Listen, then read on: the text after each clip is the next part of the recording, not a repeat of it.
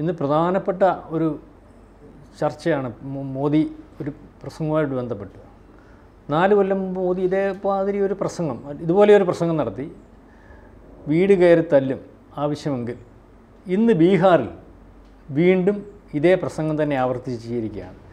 നമ്മൾക്കെതിരെ നിൽക്കുന്നവനെ, അല്ലെങ്കിൽ നമുക്ക് ശത്രുവായിട്ട് വരുന്നവനെ വീട് കയറി തല്ലുന്ന പാരമ്പര്യം ഇന്ന് ഇന്ത്യക്കുണ്ട്. ഇന്ത്യ ലോകത്തിൻ്റെ നെറുകയിൽ തന്നെയാണ്, അമാന്തിക്കേണ്ട കാര്യമില്ല. എന്താണ് ഈ പ്രസ്താവനയുടെ അർത്ഥം? അല്ലെങ്കിൽ ഈ അജ്ഞാതനുമായിട്ട് ബന്ധപ്പെട്ട് ഈ പ്രസ്താവനയ്ക്ക് ഇപ്പോൾ ഒരു ചർച്ചയിലേക്കാണ് വന്നിരിക്കുന്നത്. എന്തെങ്കിലും കാര്യം? ഈ അജ്ഞാതൻ വലിയ ഫേമസ് ആയിരിക്കും. ഈ മോദി അന്ന് പറഞ്ഞത്, ആദ്യം പറഞ്ഞത് പാകിസ്ഥാനെതിരെയാണ്. വീട് കയറി തല്ലുമെന്ന് പറഞ്ഞു, വീട് കയറി തല്ലുകയും ചെയ്തു. പിന്നെ അങ്ങനെ ആരുടെയും വീട് കയറി തല്ലിയിട്ടില്ല. തല്ലാനുള്ള അവസരമൊക്കെ വന്നെങ്കിലും തല്ലിയിട്ടില്ല. തല്ലേണ്ടത് ഖത്തറിനെയാണ് തല്ലേണ്ടത്. പക്ഷേ അവർ അതിനു മുമ്പ് തന്നെ അത് ഡിഫ്യൂസ് ചെയ്ത് നമ്മുടെ ആൾക്കാരെ വിട്ടയക്കുകയൊക്കെ ചെയ്തു. അപ്പോൾ അങ്ങനെ വീട് കയറി തല്ലേണ്ട ഒരു ആവശ്യം ഇപ്പോൾ ഇല്ല. പക്ഷേ ഇപ്പോൾ ഇത് പറഞ്ഞതുകൊണ്ട് ആൾക്കാർ പിന്നെ ഈ കഥയുമായിട്ട് ലിങ്ക് ചെയ്യുന്നത്, ഈ അജ്ഞാതൻ പല രാജ്യങ്ങളിൽ വെച്ച് ഭാരതത്തിനെതിരെ പ്രവർത്തിക്കുന്ന പല ഭീകരന്മാരെയും കൊന്നു കളഞ്ഞിട്ടുണ്ട്. അതിൽ ഇസ്ലാമിക ഭീകരരുമുണ്ട്, സിഖ് ഭീകരന്മാരുമുണ്ട്. അപ്പോൾ അതുകൊണ്ട് അതായിരിക്കും അതിൻ്റെ ഉത്തരവാദിത്വം. ആ മരണങ്ങളുടെ ഒന്നും ഉത്തരവാദിത്വം ഇന്ത്യ ഏറ്റെടുത്തിട്ടില്ല. ഞങ്ങൾക്കൊന്നും അറിയില്ല എന്നാണ് ഇന്ത്യ പറഞ്ഞിരിക്കുന്നത്. അന്ന് കാനഡ വലിയ തെളിവൊക്കെ ഞങ്ങളുടെ ഉണ്ടെന്ന് പറഞ്ഞു. അവിടെ ഒരു സർദാർജിയെ കൊന്നു കഴിഞ്ഞപ്പോൾ ഇന്ത്യ പറഞ്ഞു, നിങ്ങൾ കുറേ കടലാസ് തന്നിട്ടുണ്ട്, ഇതൊന്നും തെളിവൊന്നുമല്ല. കുറേ അഭ്യൂഹങ്ങൾ അവിടെ ഇവിടെ കേട്ട വാർത്തകളൊക്കെ കൂട്ടിക്കെട്ടി തന്നു കഴിഞ്ഞാൽ ഇതൊന്നും തെളിവല്ല. തെളിവ് തന്നാൽ നോക്കാം. അത് കഴിഞ്ഞ് അമേരിക്കയിൽ ഒരാൾ ഇതിന് പ്ലാൻ ചെയ്തു എന്നൊക്കെ പറഞ്ഞിട്ട് അയാളെ പിടിച്ചു. ഇങ്ങനെ അത് ഈ ഗുർപത്വന്ത് സിംഗ് പന്നു, ആ പന്നുവിനെ തട്ടാനോ മറ്റോ പ്ലാൻ ചെയ്തു എന്നൊക്കെ പറഞ്ഞിട്ട് അത് അമേരിക്ക ഇടയ്ക്ക് പിടിച്ചു എന്നൊക്കെ പറഞ്ഞൊരു കേസൊക്കെ ഉണ്ടാക്കി. ആ ഇന്ത്യ വളരെ കോഷ്യസ് ആയിട്ട്, ശരി അങ്ങനെ ഉണ്ടെങ്കിലും നോക്കട്ടെ, പിന്നെ ഞങ്ങളുടെ ആൾ അവിടെ വന്നു എന്നൊക്കെ പറഞ്ഞാൽ ഇതൊക്കെ ഞങ്ങളുടെ ആൾ തന്നെയാണോ ഞങ്ങളൊന്ന് പരിശോധിക്കട്ടെ. വെറുതെ നിങ്ങൾ ഗുപ്ത ചൗധരി എന്ന് പേര് വിളിച്ചുകൊണ്ട് അയാൾ ഇന്ത്യക്കാരനാവണമെന്നൊന്നുമില്ല. ഇന്ത്യക്കാർ എത്രയോ അമേരിക്കയിൽ തന്നെയുണ്ട്. അപ്പോൾ അങ്ങനെ പറഞ്ഞു. പക്ഷേ പിന്നെ അതിൻ്റെ ഫർദർ ഡീറ്റെയിൽസ് ഒന്നും വന്നില്ല. ഒരു പക്ഷേ അത് ഹഷപ്പ് ചെയ്ത് കാണും. ബട്ട് ഓണസ്റ്റ്ലി ഞാനൊരു കാര്യം പറയാം. ഇങ്ങനൊരു ഓപ്പറേഷൻ ഇന്ത്യ നടത്തിയാൽ ഞാൻ അതിന് നമ്മുടെ ഗവൺമെൻറ്റിനെ കുറ്റം പറയില്ല. കാരണം ഇത് നടത്തുന്ന വേറൊരു ഗവൺമെൻറ് സൗദി അറേബ്യയാണ്.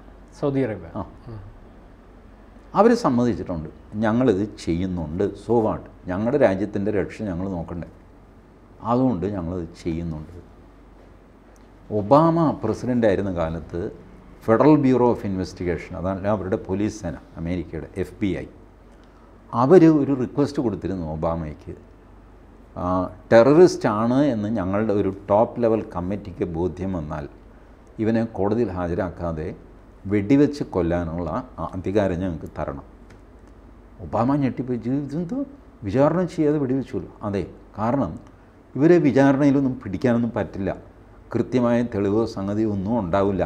ഏതെങ്കിലും മജിസ്ട്രേറ്റിന് മുമ്പിൽ പോയി ഹാജരാക്കി അങ്ങ് 378 പകരം 376 അതുകൊണ്ട് സംശയമുണ്ട്, സംശയത്തിൻ്റെ ആനുകൂല്യം നൽകി പ്രതിയെ വെറുതെ വിടുന്നു എന്ന് പറയും. ഇതാണ് കോടതിയിൽ സംഭവിക്കുന്നത്. അവർ പറഞ്ഞു, കോടതിക്ക് അപ്പുറത്ത് കളിക്കുന്ന ഫോഴ്സസാണ് ഇതെല്ലാം. ഇതിനൊക്കെ ഞങ്ങൾ തുല്യാസൂക്ഷ്യം ന്യായമൊക്കെ ഉണ്ടാക്കി മജിസ്ട്രേറ്റിന് ബോധ്യം വരത്തക്ക രീതിയിൽ കേസുണ്ടാക്കിയൊക്കെ കൊണ്ടുവരണമെന്ന് പറഞ്ഞാൽ നടക്കുന്ന കേസല്ല. ഇവൻ പൂണ്ട കളനാണ്, ഇവനെ ഏറ്റവും വേഗം എലിമിനേറ്റ് ചെയ്യണം ലോകത്തിൽ നിന്ന് എന്ന് ഞങ്ങളുടെ ഒരു കമ്മിറ്റിക്ക് ബോധ്യം വന്നാൽ ചെയ്യണം. ഒബാമ അനുമതി കൊടുത്തില്ല. ഒഫീഷ്യലി അങ്ങനെ ഒരു അനുമതി കൊടുക്കാനും പറ്റില്ല. സൗദി അറേബ്യ ഒരു കിങ്ഡമാണ്. അവർ ഇപ്പോൾ ഞങ്ങളങ്ങനെ ചെയ്യുന്നുണ്ട്, ഇത് വേണം എന്ന് ചോദിക്കാം. മറ്റ് ഈ ജനാധിപത്യം എന്നൊക്കെ പറഞ്ഞ് നടക്കുന്നവർക്ക് ഇത് പറ്റുകയില്ല. അവർക്ക് അകത്തുകൂടിയേ ചെയ്യാൻ പറ്റുള്ളൂ. ഇത് അമേരിക്കയും ചെയ്യുന്നുണ്ടാവണം, ഇന്ത്യയും ചെയ്യും. ഇന്ത്യ ഇതുവരെ എല്ലാം നിഷേധിച്ചിട്ടുണ്ട് കേട്ടോ. ഇതൊക്കെ അഭ്യൂഹമാണ്, ഞങ്ങളൊരു അജ്ഞാതനെ ഇറക്കിയിട്ടില്ല, ഒരു ചുക്കുമില്ല. അല്ല, പക്ഷേ ഇതിങ്ങനെ സംഭവിക്കുന്ന നോക്ക്, സീക്വൻസ്. അപ്പോൾ നമ്മുടെ വിദേശകാര്യമന്ത്രി പറഞ്ഞു, എവിടെയോ നടക്കുന്ന സാധനത്തിൻ്റെ സീക്വൻസിന് ഞാനെന്ത് പഴിച്ചു? ഏതെങ്കിലും സീക്വൻസിലോ മുറയ്ക്കോ ചടങ്ങിനോ ഒക്കെ നടക്കുന്നുണ്ട്. എനിക്കെന്താ ഇതിനകത്ത് കാര്യം? അതിൻ്റെ സീക്വൻസ് പിന്നെ sequence why should I explain the sequence? എൻ്റെ നാട്ടിൽ ഈ സാധനം നടന്നിട്ടില്ല, എൻ്റെ ആൾക്കാർ ഇന്നോളല്ല, ഏതോ നാട്ടിൽ ആരെയോ വെടിവെച്ച് കൊന്നതിൻ്റെ സീക്വൻസ് ഞാൻ പറയണമെന്ന് പറഞ്ഞു കഴിഞ്ഞാൽ പോടാ. ഇതാണ് ഇന്ത്യയുടെ ഔദ്യോഗിക നിലപാട്. അതങ്ങനെയല്ലേ എടുക്കാനും പറ്റുള്ളൂ. അതേ ഉള്ളൂ. അതല്ലാതെ ഞാനാണ് അവനെ തട്ടിയത് വലിയ കേസല്ലേ അത്. ഒരു കൊലപാതകത്തിൻ്റെ ഉത്തരവാദിത്തം ഏറ്റെടുക്കുക എന്ന് പറഞ്ഞാൽ നമ്മളൊരു ഭീകര താവളമായിട്ട് മാറുകയാണ്. ഭീകരരാണ് സാധാരണ പ്രശാന്തിനെ കൊന്നിട്ട് പ്രശാന്തിനെ കൊന്ന കുറ്റം ജെയ്ഷെ മുഹമ്മദ് ഏറ്റെടുത്തു.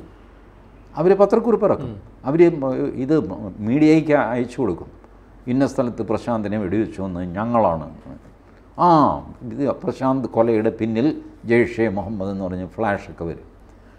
അപ്പോൾ ഇതുപോലെ ഈ അജ്ഞാതനെ വെച്ച് ആളെ കൊന്നു കഴിഞ്ഞാൽ ഞങ്ങളാണെന്ന് പറഞ്ഞ് മേനി നടത്തി കഴിഞ്ഞാൽ നമ്മളെപ്പറ്റി വരുന്ന ഇമ്പ്രഷൻ എന്താ? ഒരു ടെററിസ്റ്റ് കൺട്രി. അതുകൊണ്ട് we cannot do that. At the same time as A responsible citizen ഞാൻ പറയുന്നത്, എൻ്റെ രാജ്യം അങ്ങനെ ചെയ്തിട്ടുണ്ടെങ്കിൽ ഞാൻ എൻ്റെ രാജ്യത്തെ തള്ളിപ്പറയില്ല. ബാക്കിയുള്ളവരെന്തെങ്കിലുമൊക്കെ ചെയ്യട്ടെ. കാരണം ഇങ്ങനെയൊക്കെ ചെയ്ത് ഇത് മുന്നോട്ട് പോകാൻ പറ്റുള്ളൂ. ആധുനിക ലോകത്തിൽ എന്തെല്ലാം തരം ആയുധങ്ങൾ, എന്തെല്ലാം ടെക്നിക്സ്, എന്തെല്ലാം മാർഗങ്ങൾ, അതിൻ്റെയൊക്കെ നടുക്ക് നമ്മളെല്ലാം ഈ പറഞ്ഞ പോലെ എല്ലാം കൂട്ടി യോജിപ്പിച്ച് കോടതിയിൽ കൊണ്ടുവന്ന് അങ്ങനെ ചെയ്യുള്ളൂ എന്ന് വാശി പിടിച്ചു കഴിഞ്ഞാൽ പലപ്പോഴും ഒന്നും ചെയ്യാൻ പറ്റില്ല. എനിക്ക് പീനൽ കോഡും അറിയാം, CRPC അറിയാം, എങ്ങനെയാണ് ഒരു കുറ്റവാളി രക്ഷപ്പെടുന്നതെന്നും നന്നായിട്ടറിയാം. അതുകൊണ്ടാണ് ഞാൻ പറയുന്നത്, ഈ വിചാരണ എന്നൊക്കെ പറയുന്നത് ടെററിസ്റ്റിന് വേറെ വിചാരണ, ഇയാൾക്ക് വേറെ വിചാരണ എന്ന് പറഞ്ഞില്ല. വിചാരണ സ്റ്റൈലൊക്കെ ഒന്ന് തന്നെയാണ്. സ്റ്റേറ്റ്മെൻറ്റ് അണ്ടർ 313, 27 റിക്കവറി എന്നൊക്കെ പറഞ്ഞ് കോടതിയുടെ ചില ചടങ്ങുകളൊക്കെയാണ്. ഇതിലൊന്നും ഇവൻ നിൽക്കില്ല. കാരണം ഇവരതിൻ്റെയൊക്കെ മുകളിൽ കൂടെ ഓപ്പറേറ്റ് ചെയ്യുന്നവനാണ്, പിടിക്കാൻ പറ്റില്ല. അപ്പോൾ പിന്നെ എന്താ ചെയ്യുക? തീർത്തുകളായി. ആരെങ്കിലും ചോദിച്ചാൽ ഞങ്ങളൊന്നും അറിയില്ല, ഞങ്ങൾ സമാധാനത്തിൻ്റെ ബുദ്ധൻ ഗാന്ധി എന്നൊക്കെ പറഞ്ഞ് നമ്മളൊരു യുണൈറ്റഡ് നേഷൻസ് ഒരു പ്രസംഗം അങ്ങോട്ട് കാച്ചു. നമുക്ക് ചെയ്യാനുള്ളത് നമ്മൾ ചെയ്യും. അങ്ങനെ ചെയ്തിട്ടുണ്ടെന്ന് ഞാൻ പറയുകയില്ല. ചെയ്തിട്ടുണ്ടെങ്കിൽ ഞാനതിൽ നമ്മുടെ ഭരണകൂടത്തെ തെറ്റ് പറയില്ല. അത് കോൺഗ്രസ്സോ BJP എന്നുള്ളത് നോക്കിയിട്ടല്ല. അതിനു മുമ്പും ഇതൊക്കെ തന്നെ മൻമോഹൻ സിംഗിൻ്റെ കാലത്ത്, നരസിംഹറാവുവിൻ്റെ കാലത്ത്, വാജ്പേയിയുടെ കാലത്ത്, ഇന്ദിരാഗാന്ധിയുടെ കാലത്ത് ഒക്കെ ഇതുപോലെ ചെയ്തിട്ടുണ്ടാവാം. നമ്മുടെ രാജ്യം നിലനിൽക്കുന്നത് നമ്മൾ വലിയ വില കൊടുത്തിട്ടാണ്. നമ്മളതൊന്നും അറിയുന്നില്ല. സുഖമായിട്ട് ചുറ്റിയടിച്ച് നടക്കുന്നു, രാത്രി ഉറങ്ങുന്നു, രാവിലെ എണീറ്റ് ചർച്ച നടത്തുന്നു, ഒക്കെ വേറെ കുറച്ച് രാജ്യത്തിനെതിരെ പറയുന്നു. പക്ഷേ ആ സമയത്ത് നിശബ്ദമായിട്ട് കൊല്ലുകയും ചത്തുപോവുകയും ചെയ്യുന്നു രാജ്യത്തിന് വേണ്ടി കുറേ അധികം. അവർ ചാവുന്നുമുണ്ട്, അവർ കൊല്ലുന്നുമുണ്ട്. അതുകൊണ്ടാണ് നമ്മൾ സമാധാനമായിട്ട് ഇവിടെ ഈ നാടകം നടത്തുന്നത്. അതുകൊണ്ട് ഞാൻ ഒരു കാരണവശാലും അത് ഏത് സർക്കാരാണെന്ന് എനിക്ക് നോട്ടമില്ല. ഞാൻ ഭാരതത്തിൻ്റെ കൂടെ നിൽക്കും ഈ കാര്യത്തിൽ. അപ്പം ആ ഒരു കാര്യം മോദി പറഞ്ഞതുപോലെ നമ്മൾ രാജ്യത്തിൻ്റെ ലോകരാജ്യങ്ങളുടെ നെറുകയിലാണ്. നമ്മൾ മോദിയുടെ പ്രസംഗത്തിൻ്റെ ഒരു അതിവായനയൊന്നും വേണം. അതിവായനയൊന്നും വേണ്ട. അദ്ദേഹത്തിൻ്റെ ഒരു ഇപ്പോൾ തെരഞ്ഞെടുപ്പല്ലേ, അതിൻ്റെ ഒരു സ്റ്റൈലാണ് ഗുസ്കെ മാറുക എന്നൊക്കെ പറഞ്ഞിട്ട് ഏതോ ഒരു സാഹചര്യത്തിൽ പുള്ളി പ്രസംഗത്തിൽ പറഞ്ഞ നമ്മൾ ഇപ്പോൾ ലോകത്തിൻ്റെ നെറുകയിൽ തന്നെയുള്ള രാജ്യമാണ്, ലോകം അംഗീകരിക്കുന്ന രാജ്യമാണ്. അപ്പം നമ്മളെ ഉപദ്രവിക്കാൻ വന്നാൽ നമ്മൾ വീട് കയറി തല്ലും, അതിനുള്ള കരുത്ത് നമ്മൾക്കുണ്ട്. അപ്പം അതിൽ നമ്മൾ അഭിമാനിക്കുന്നു. ഇപ്പം നമ്മൾ അത്തരത്തിലൊരു രാജ്യമാണ് നമ്മുടെ ഇന്ത്യ. അത് നമുക്ക് അഭിമാനിക്കാം. കാരണം ഇന്ത്യക്കാർക്ക് മൊത്തം അഭിമാനവും തന്നെയുണ്ട്. ആ പുൽവാമ എന്നൊരു ഭയങ്കര ഒരു സംഭവം ഉണ്ടായല്ലോ, നമ്മുടെ ജവാന്മാരെ കൊന്ന് ആർക്കും സഹിക്കാൻ പറ്റുന്നൊരു വിഷയമല്ല. അതിനോടനുബന്ധിച്ച് ഒരു അറ്റാക്കൊക്കെ നടന്നതായിട്ട് ഈ പറയുന്ന പോലെ പറയുന്നു, 300 പേര് മരിച്ചതായിട്ട് പറയുന്നു.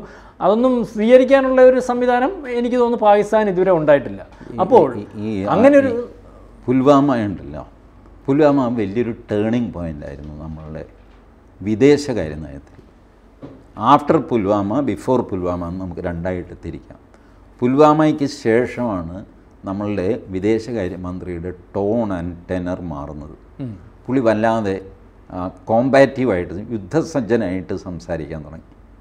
എപ്പോഴും അഗ്രസീവായിട്ട് സംസാരിക്കാൻ തുടങ്ങി. എപ്പോഴും തയ്യാറെടുത്ത് നിൽക്കുക.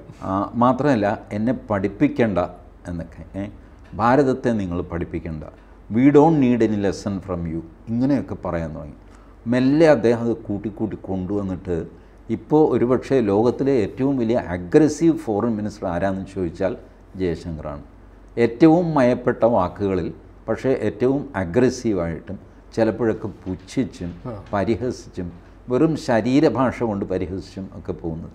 ഈ ചേഞ്ചസ് എല്ലാം ഉണ്ടായത് പുൽവാമയ്ക്ക് ശേഷമാണ്.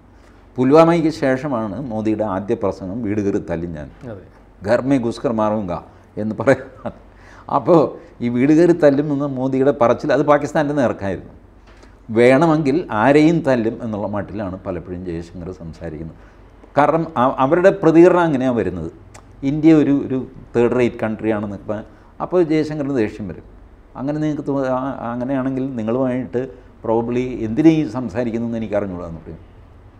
അത്രയും മാന്യമായിട്ട് എന്ന് വെച്ചാൽ നിർത്തണം, നിൻ്റെ നോൺസെൻസാണ് ഈ പറഞ്ഞുകൊണ്ട് വരുന്നത്. അപ്പോൾ സ്റ്റോപ്പ് യുവർ നോൺസെൻസ് എന്ന് പറയുന്നതിന് പകരം I don't think there is A meaning in speaking with you, message is clear. ഇങ്ങനെയൊക്കെ വിദേശകാര്യമന്ത്രി സംസാരിക്കാൻ തുടങ്ങിയതൊക്കെ പുൽവാമ ഡെഫിനറ്റ്ലി അതൊരു ടേണിംഗ് പോയിൻ്റ് ആയിരുന്നു നമ്മളുടെ സ്ട്രാറ്റജിയിൽ, നമ്മളുടെ പെരുമാറ്റത്തിൽ, നമ്മളുടെ സ്വഭാവത്തിൽ വരെ. ഇപ്പോൾ ഈ പുൽവാമ ആക്രമണത്തിന് അല്ലെങ്കിൽ അതിനുശേഷം പ്രത്യാക്രമണം കഴിഞ്ഞപ്പോൾ നമുക്കെല്ലാം ശരിക്കും പറഞ്ഞാൽ ഇപ്പോൾ കേൾക്കുമ്പോൾ തന്നെ ഒരു ഇന്ത്യക്കാരനെന്നുള്ളൊരു നമുക്ക് അതിനകത്തൊരു സുഖവും ഒരഭിമാനവും ഒക്കെ ഉണ്ട്. ഈ വിഷയത്തിൽ പോലും ഇന്ത്യൻ പട്ടാളത്തോട് അല്ലെങ്കിൽ തെളിവ് ചോദിച്ച പ്രതിപക്ഷവും രാഹുൽ ഗാന്ധിയൊക്കെയാണ് ഈ ഇന്ത്യ മഹാരാജ്യത്തുള്ളത്. ശരിക്കും ഇന്ത്യക്കാരാണോ എന്നുപോലും സംശയിച്ചു പോകുന്ന രീതിയിലുള്ള വർത്തമാനങ്ങളാണ് ഈ രാഹുൽ ഗാന്ധിയുടെ ഭാഗത്തു നിന്നും പല സമയത്തും ഉണ്ടായത്. അതിന് ചില മാധ്യമങ്ങൾ, കേരളത്തിലെ ചില മാധ്യമങ്ങളും കൂട്ടുപിടിച്ചിട്ടുണ്ട്. അത് ഇപ്പം ഇത് പറഞ്ഞു വന്നതുകൊണ്ട് പറഞ്ഞു പോയതാണ്, സങ്കടം കൊണ്ട് പറഞ്ഞു പോയതാണ്. അല്ല, അത് ഞാൻ കഴിഞ്ഞ ദിവസം ഒരു ഡോക്യുമെൻ്റ് കാണിച്ചിരുന്നല്ലോ, 198 ways of changing a regime, 198 വഴികൾ. അതിലൊരു തന്ത്രമാണ് ഈ പ്രൂഫ് ചോദിക്കുക. സാധാരണ ഒരു രാജ്യവും അവരുടെ പട്ടാളക്കാരോട് പ്രൂഫ് ചോദിക്കാറില്ല. ഇയാൾ പോയി ഹെലികോപ്റ്റർ തകർന്നു, ഇയാൾ താഴെ വീണു, താഴെ വീണിട്ട് ഇയാൾ എഴഞ്ഞും വലിഞ്ഞും ഒക്കെ 1.5 കിലോമീറ്റർ ക്യാമ്പിലെത്തുന്നു. എന്നിട്ട് പറയുന്നു ഞാൻ ഹെലികോപ്റ്റർ തകർന്നു, അവരുടെ ഒരു ചെറിയ ഇതുണ്ടല്ലോ തോക്ക് വെച്ചുള്ള ആക്രമണം, പീരങ്കി ഇവിടെ കൊണ്ട് തകർന്നു എന്ന് പറഞ്ഞിട്ട് അയാൾ ക്യാമ്പിൽ വന്നു കഴിഞ്ഞാൽ that is fine, the helicopter is gone. അതിലുണ്ടായിരുന്ന മനീന്ദർ സിംഗ് എന്നുള്ള സൈനികൻ പാരച്യൂട്ട് വഴി രക്ഷപ്പെട്ടു. ഒരു സർക്കാരും ഹെലികോപ്റ്റർ എവിടെ തകർന്നു അതിൻ്റെ കണക്കെവിടെ, അതിൻ്റെ ഇത് ഹെലികോപ്റ്റർ തകർന്നു എന്ന് പറഞ്ഞാൽ കഷ്ണങ്ങളൊക്കെ ഉണ്ടാവില്ല, ആ കഷ്ണങ്ങളെവിടെ, ഫോട്ടോ എവിടെ, ഇത് ചോദിക്കാറില്ല. പട്ടാളം ഒരു ഹെലികോപ്റ്റർ തകർന്നു എന്ന് പറഞ്ഞാൽ തകർന്നു, പിന്നെ അതിനപ്പുറത്തേക്ക് അന്വേഷണമില്ല, ചോദ്യം പറച്ചിലും ഒന്നുമില്ല. ഇത് ഇന്ത്യയിൽ തുടങ്ങണമെന്ന് അവരുടെ സ്ട്രാറ്റജിയൊക്കെ പണ്ടേ തുടങ്ങിയതാണ്. അതിലാണ് ആസ്ക് പ്രൂഫ്. എല്ലാത്തിനും നിങ്ങൾ ഉറി സർജിക്കൽ സ്ട്രൈക്ക് നടത്തി തെളിവ് കൊണ്ടുപോവാ, ബാലാക്കോട്ട് ആക്രമണം നടത്തി തെളിവ് കൊണ്ടുപോവാ. ഇന്ത്യൻ പട്ടാളത്തോട് തെളിവ് ചോദിക്കുകയാണ് ചരിത്രത്തിൽ ആദ്യമായിട്ട്. ചൈനീസ് യുദ്ധം നമ്മൾ പരാജയപ്പെട്ടു, ഒരു പട്ടാളക്കാരനെ നമ്മൾ കുറ്റം പറഞ്ഞു, ഒരാളിനെ ഇല്ല, കേട്ടിട്ടില്ല. നമ്മൾ ഇന്ന് വരെ പറഞ്ഞിട്ടില്ല. മാത്രമല്ല അതിനകത്തെ പല രഹസ്യങ്ങളും അടങ്ങുന്ന ഹെൻഡേഴ്സൺ ബ്രൂക്സ് റിപ്പോർട്ട് എന്ന് പറഞ്ഞുകൊണ്ട് അത് ഇതുവരെ നമ്മൾ പുറത്തു വിട്ടിട്ടില്ല. കാരണം ചിലപ്പോൾ നമ്മുടെ പട്ടാളക്കാർക്ക് തന്നെ ദോഷമായ കാര്യങ്ങൾ അതിനകത്തുണ്ടാവാം എന്നാണ് ഞാൻ കരുതുന്നത്. കാരണം കോൺഗ്രസ് അധികാരത്തിൽ വരുമ്പോൾ BJP പറയും ആ റിപ്പോർട്ട് പുറത്തു വിടുന്നു, BJP അധികാരത്തിൽ വരുമ്പോൾ കോൺഗ്രസ് പറയും ആ റിപ്പോർട്ട് പുറത്തു വിടുന്നു. രണ്ടുപേരും വിടുന്നില്ല. അതിനർത്ഥം എന്താ? മൊത്തം രാജ്യത്തിന് ദോഷം വരുന്ന എന്തെങ്കിലുമൊക്കെ പരാമർശങ്ങൾ റിപ്പോർട്ടിലുണ്ടാകും. ഈ ചൈനീസ് യുദ്ധത്തിൻ്റെ റിപ്പോർട്ടാണത്. നമ്മൾ ഒരു പട്ടാളക്കാരനെയും കുറ്റം പറഞ്ഞില്ല. എന്താണ് നീ തോറ്റ് തുന്നം പടയോ? പട്ടാളത്തിൽ നിന്ന് റിട്ടയർ ചെയ്ത് കേരളത്തിൽ വന്ന പട്ടാളക്കാരനോട് പോലും ഇതൊക്കെ പറഞ്ഞു കഴിഞ്ഞാൽ യുദ്ധം തോറ്റില്ലേ നീ ചോദിച്ചിട്ടില്ല, ചോദിക്കില്ല. നമ്മുടെ നാക്ക് പോകുന്നില്ല അത് ചോദിക്കാൻ. ആ സമയത്ത് ഇപ്പോൾ ഇത് നടന്നുകൊണ്ടിരിക്കുന്നു. എല്ലാത്തിനും തെളിവ് കൊടുക്കണം. അത് ആ തെളിവ് അവർ പരിശോധിച്ചിട്ട് അതിൽ ഇതിങ്ങനെ കാണുന്നു, ഇത് ശരിയല്ലല്ലോ എന്നൊക്കെ പറഞ്ഞിട്ട് വിചാരണയ്ക്ക് വിധേയരാവണം. ആര്? Indian navy, Indian air force, Indian army. ഈ പ്രശാന്ത് രഘുവംശത്തിൻ്റെയും ഷാനി പ്രഭാകറിൻ്റെയൊക്കെ മുമ്പിൽ ഹാജരാവണം. നത്തിങ് പോയി പണി നോക്കണമെന്ന് പറയാം. They just don't care. ഇവർ സെർവിങ് നേവി ഓഫീസേഴ്സിനെയൊക്കെ വിശിഷ്ട സേവാ മെഡലൊക്കെ കിട്ടിയ ആൾക്കാരെയൊക്കെ ഫോണിൽ വിളിക്കാറുണ്ട് ഈ പൊട്ടന്മാർ, thinking that they will reveal some information about the security of India. അവർ പൊളൈറ്റായിട്ട് no we have nothing to say എന്ന് പറയാം. അവർ PA എടുക്കുകയുള്ളൂ ഫോൺ, നേരിട്ട് അവരെടുക്കുക പോലും ഇല്ല. പോസിറ്റീവ് എന്തെങ്കിലും കാര്യമുണ്ടെങ്കിൽ അവർ വരും, തീർച്ചയായിട്ടും വരും. അവർ TV വരാനും അവർക്ക് പേടിയൊന്നുമില്ല. ഇത്രയധികം ആത്മവിശ്വാസമുള്ള മനുഷ്യരുണ്ടോ ഇന്ത്യൻ ആർമിയെ പോലെ? അവർക്ക് TVയെയോ ആങ്കറിനെയോ ചാനലിനെയോ ഒന്നും പേടിയുണ്ടായിട്ടില്ല. ബട്ട് അവർ ഈ ലൂസ് സ്റ്റോക്കിന് ഈ വർത്താനം പറഞ്ഞ് ബഹളം വയ്ക്കാൻ അവർ കിട്ടില്ല. നിങ്ങൾ തെളിവ് ചോദിച്ചാൽ നിങ്ങളുടെ ചാനലിൽ കിടന്ന് തെളിവ് ചോദിച്ചുകൊണ്ടിരിക്കുക, അവർ തിരിഞ്ഞു നോക്കില്ല. ബട്ട് ഈ ചോദിക്കുന്നവൻ്റെ മനോഭാവം അത് അത് ദേശവിരുദ്ധമായ ഒരു അതെ, ചോദ്യം. ചേട്ടൻ പറഞ്ഞതുപോലെ ഈ തോന്നിവാസം ചോദിക്കാനും പറയാനും ചാനൽ നടത്താനും നമ്മുടെ ജീവനും നമ്മുടെ രാജ്യത്തിനും സംരക്ഷണം മരിച്ചും കൊന്നും ഈ ഉറങ്ങാതെ ഈ രാജ്യത്തിന് സംരക്ഷണം ഏർപ്പെടുത്തിക്കൊണ്ടിരിക്കുന്ന നമ്മുടെ പട്ടാളക്കാരോട് ഇല്ല ഈ പറഞ്ഞതുപോലെ അല്ലെങ്കിൽ അവരോട് തെളിവ് ചോദിക്കുന്ന ഒരു സംസ്കാരം ആർക്കുണ്ടായാലും അവൻ രാജ്യസ്നേഹിയല്ല, രാജ്യദ്രോഹിയാണെന്ന് പറഞ്ഞുകൊണ്ട് നമുക്കിത് അവസാനിപ്പിക്കാം. കൂടുതൽ വാർത്തകളും വിശേഷങ്ങളും നിങ്ങളിലേക്ക് എത്താൻ ABC മലയാളം സബ്സ്ക്രൈബ് ചെയ്യുക, ബെൽ ബട്ടണും അമർത്തുക.